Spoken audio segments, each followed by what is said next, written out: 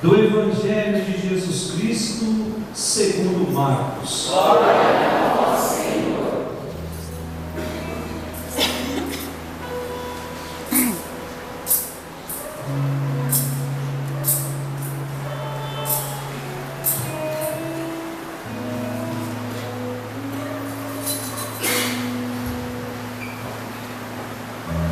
Naquele tempo, Jesus saiu da sinagoga e foi com Tiago e João para a casa de Simão e André. A sogra de Simão estava de cama com febre, e eles logo contaram a Jesus. E ele se aproximou, segurou sua mão e ajudou-o a levantar-se. Então a febre desapareceu e ela começou a servi-los. À tarde, depois do pôr do sol, levaram a Jesus todos os doentes e possuídos pelo demônio. A cidade inteira se reuniu em frente da casa. Jesus curou muitas pessoas de diversas doenças e expulsou muitos demônios. E não deixavam os demônios falassem, pois sabiam quem ele era. De madrugada, quando ainda estava escuro, Jesus se levantou e foi rezar em um lugar deserto. Simão e seus companheiros foram à procura de Jesus. Quando o encontraram, disseram: todos estão te procurando. Jesus respondeu: vamos a outros lugares, às aldeias da redondeza. Devo pregar também ali, pois foi para isso que eu vim. E andava por toda a Galiléia, pregando em suas sinagogas e expulsando os demônios. Palavra da salvação. Glória a vós, Senhor. Podemos sentar?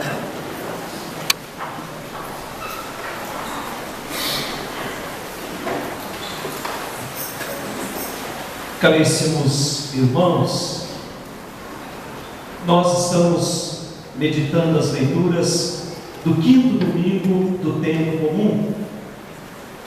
E as leituras desse final de semana, elas vêm para tentar nos ajudar a entender qual é o sentido do sofrimento, qual é o sentido da dor que acompanha homens e mulheres ao longo de toda a sua vida.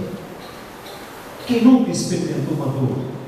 Quem nunca experimentou um sofrimento?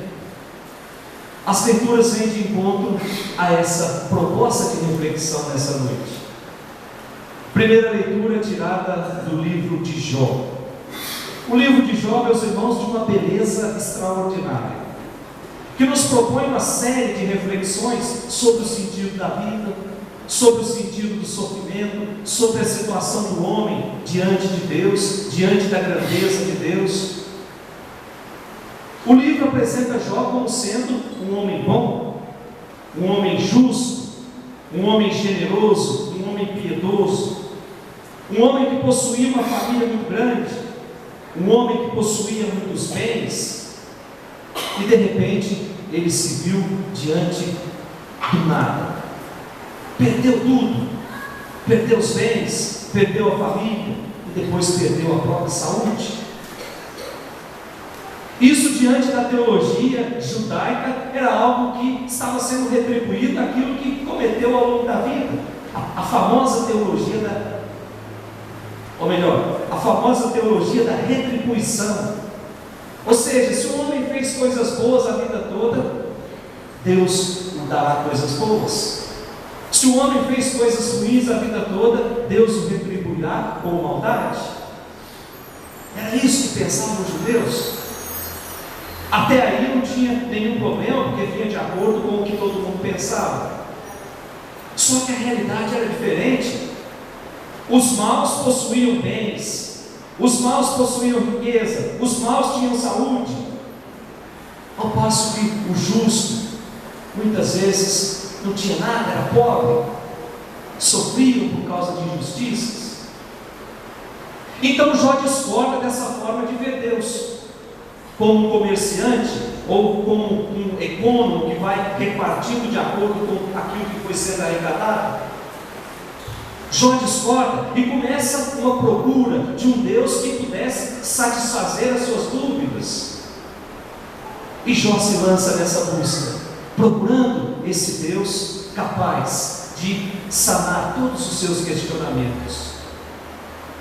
E essa busca de Jó, ela é marcada pela dor, ela é marcada pelo sofrimento, é marcada por momentos de rebeldia, é marcado por momentos de revolta contra Deus. Mas diz o livro de Jó que ele um dia fica face a face com Deus e descobre um Deus onipotente, um Deus que pode tudo. Descobre um Deus incompreensível, um Deus que a lógica humana não consegue entender, não consegue também explicar. Mas Jó descobre também um Deus que é Pai, descobre um Deus que ama a todas as suas criaturas com amor igual, descobre um Deus que não importa como foi a nossa caminhada até ontem, descobre um Deus que a todo instante quer nos encher com o seu amor e com a sua misericórdia. Jó descobre esse Deus, um Deus incapaz de ser compreendido de acordo com critérios humanos. Descobre também que esse Deus que é amor, esse Deus que é misericórdia, esse Deus que é perdão, não resta outra coisa para ele senão de reconhecer a sua pequenez diante desse Deus e entregar-se totalmente nas mãos de Deus. Que coisa bonita, meus irmãos, quando a gente descobre a grandeza de Deus na nossa vida, a gente descobre também a nossa pequenez. Eu não sou nada diante dessa grandeza, não me resta outra coisa senão me deixar conduzir por essa grandeza, reconhecer a minha pequenez e me entregar totalmente nas mãos de Deus. E o texto que nós lemos hoje na primeira leitura é essa reflexão sobre o sentido da vida, para mostrar que muitas vezes a nossa vida é dura, a nossa vida é triste, a nossa vida é dolorosa.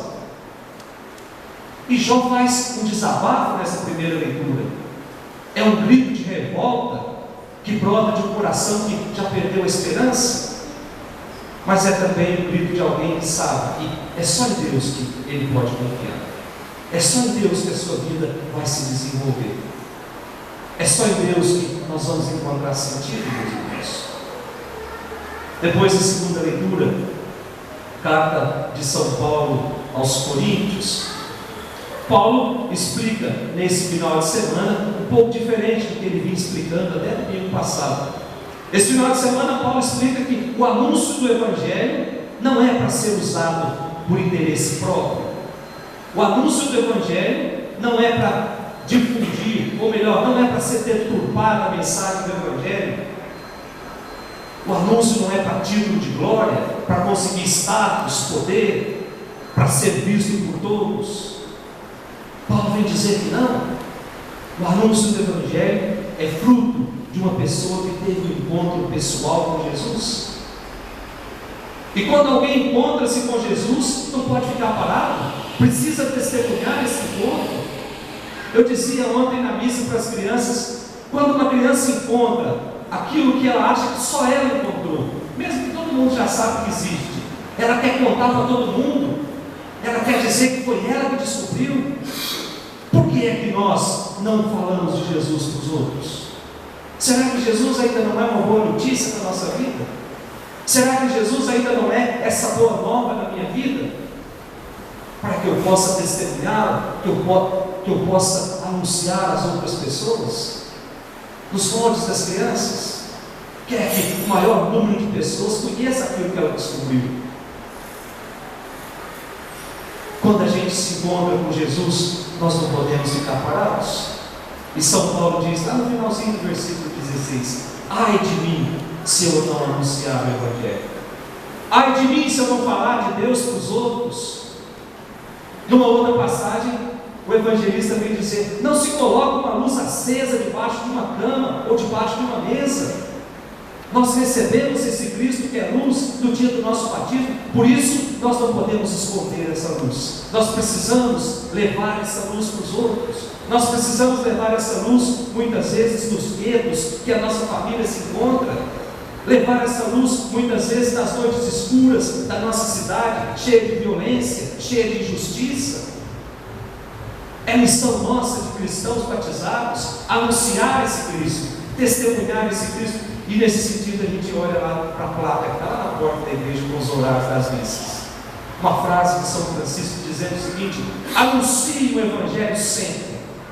Se for preciso, usem palavras para dizer que o Evangelho que o nosso irmão possa compreender não é outro senão a minha vida. Como é que eu anuncio esse Evangelho com o meu testemunho de vida? Será que o meu comportamento anuncia Jesus? Será que as minhas palavras anunciam Jesus? Será que o meu relacionamento lá dentro de casa é relacionamento exemplar para que o outro veja Jesus Cristo ali dentro? É isso que Paulo vem dizer nessa segunda leitura, meus irmãos. É engraçado que essa frase de Paulo, ai de mim se eu não anunciar o Evangelho, ela traduz tudo aquilo que está no coração de Paulo.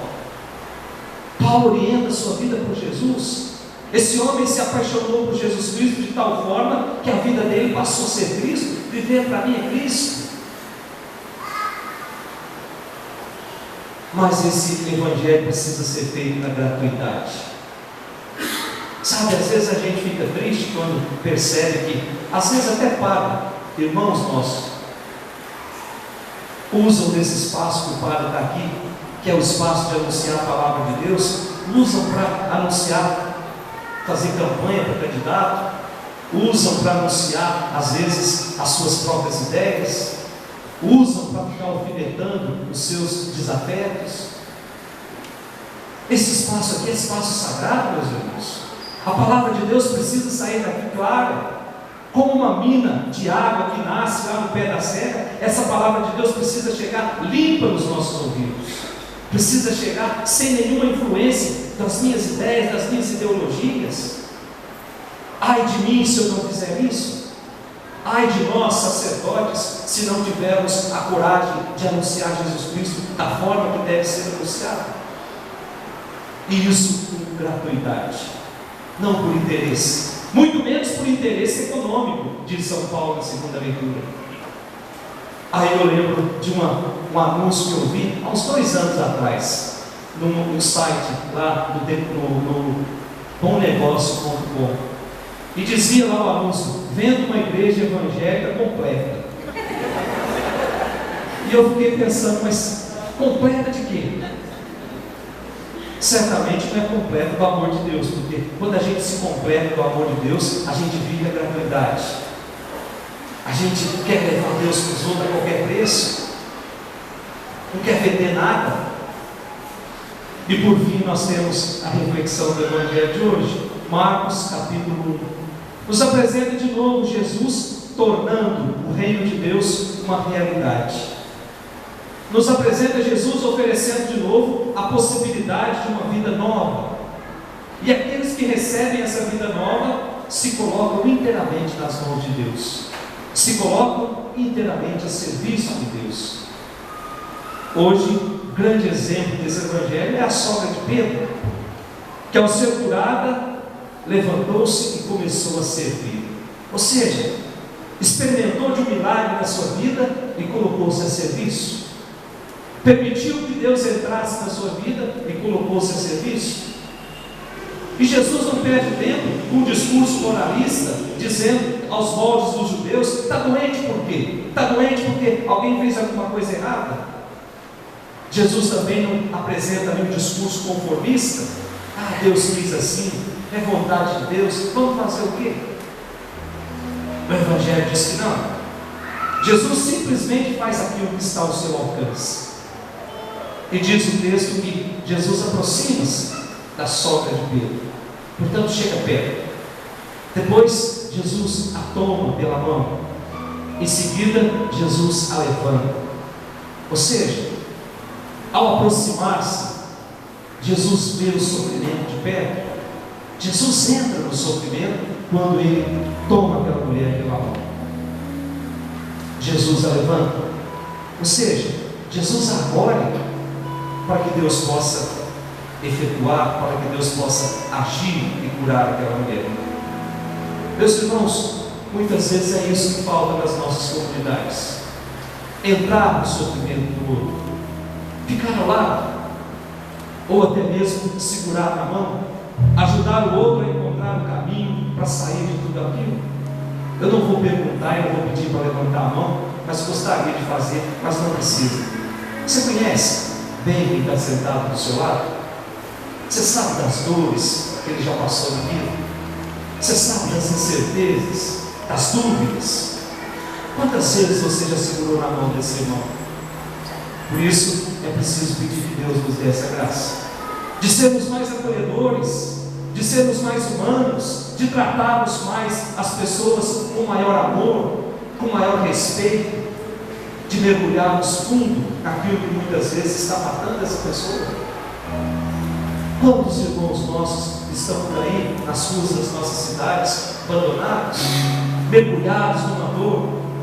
Aí de repente chega lá o traficante e oferece uma anestesia por algumas horas, e nós depois vamos condenar essas pessoas, dizendo que quis assim.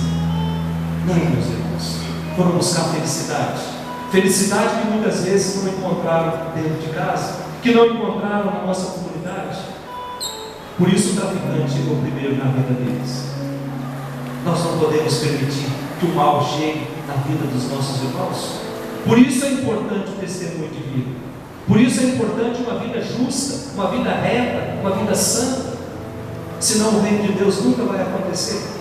Nós vamos ficar a vida toda falando que o reino de Deus precisa acontecer, mas nós não damos o primeiro passo. Vamos pedir para Deus essa graça. Hoje Deus nos deu de presente um dia bonito, e se Deus foi capaz de tecer esse dia para nos dar de presente, Ele pode muito mais. Ele pode transformar os nossos corações. Louvado seja nosso Senhor Jesus Cristo. Assim seja louvado.